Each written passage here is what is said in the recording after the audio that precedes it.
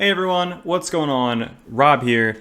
Today we are going to be talking about the final set of changes that has been announced to be coming out with the Hearth and Home update.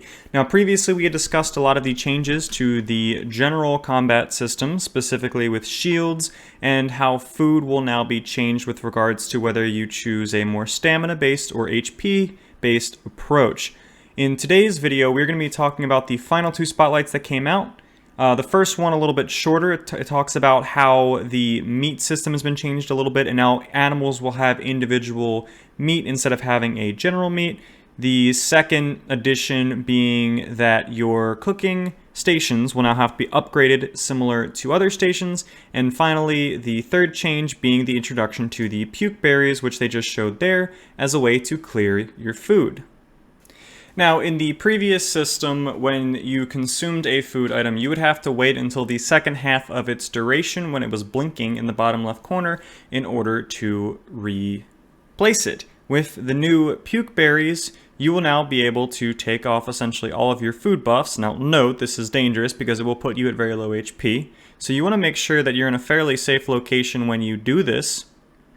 But it will allow you to consume stronger foods without having to wait for that sort of halfway duration mark. This is a cool feature, as if you are using berries, for example, as just a method of gaining some kind of a stamina buff so that you can run more, and then you get to a place with tough enemies, you now want to put on more combat-related food items, you'll be able to make that switch just by carrying a stack of these.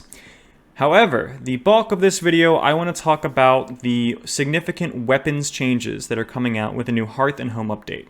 With the Hearth and Home update, all of the weapons will be tweaked a little bit and rebalanced to make them a little bit more even. So for those of you that have been playing Valheim, you know that the items are not all equal. Some of them are just better than other items flat out. The first significant change will be with the two-handed axe. Now, as you can see from this, it will be a little bit faster, but it will still be fairly slow and cumbersome. But you'll notice that it will be doing more damage and will also be having a significant stagger effect. Now, if you see right there, we'll run that back again, this wolf appears to be stunned for quite a bit of time. The stagger effect, basically when you break their block, they get stuck in this stunned animation and take increased damage. Now, it would appear, based on their explanation, that the stagger damage increase means that this weapon will now be more likely to cause that stagger and to sort of break their poise, to use terminology from other games. It'll also have an enhanced cleave capability by having more of a wide arc. So it will still have that same feel of being a slow, cumbersome weapon that does significant damage but leaves you fairly vulnerable, but it won't feel like it's unusable and you just get repeatedly destroyed whenever you try to use it. So this will be an interesting sort of big damage dealer attack weapon for when you're trying to put out significant damage, possibly crowd control, stun some enemies to lock them down to dish out even more damage. It'll now be a fairly viable item, and I'm pretty excited. I'm excited to see that this might actually see some play now and be more reasonable and be a much more effective tool for fighting not just stronger enemies, but hordes of enemies. There has also been a change to the bow. Now, in the current version of Valheim, the bow is kind of broken. You can essentially just kite forever and kill any enemy if you have enough arrows to down it through its HP.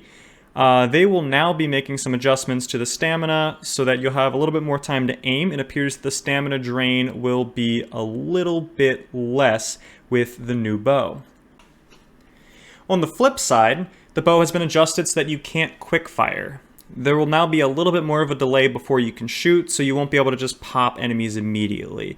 This is going to slow down the bow a little bit and make it so that you actually want to be aiming and making sure that your shots hit, and you can't just quick fire spam to kill weaker enemies should you be surrounded by several weaker enemies. So this is a nice welcome bow update, and I think it'll make it a little bit more reasonable. You won't be able to just burn down enemies quickly by rapid firing. Unfortunately, that's all that they really covered in their spotlight video, these two items. They did say that these will be the primary changed items.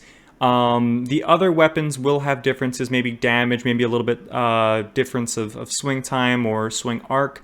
But these are the two that will be experiencing the most significant changes, with the fairly substantial buff to the two-handed axe and a reasonable nerf / adjustment for the bow to make it just seem a little bit more like a bow and a little bit less like a sort of quick-fire kite forever weapon. So I'm excited to see these changes. I'll go ahead and link my previous video about the changes with regarding to building and the food system and general combat system changes. I'll put that in the description below. So if you want to hear more about those, you can go ahead and click that. As always, if you like this kind of content, hit the like button, hit the subscribe button. We'll see you next time.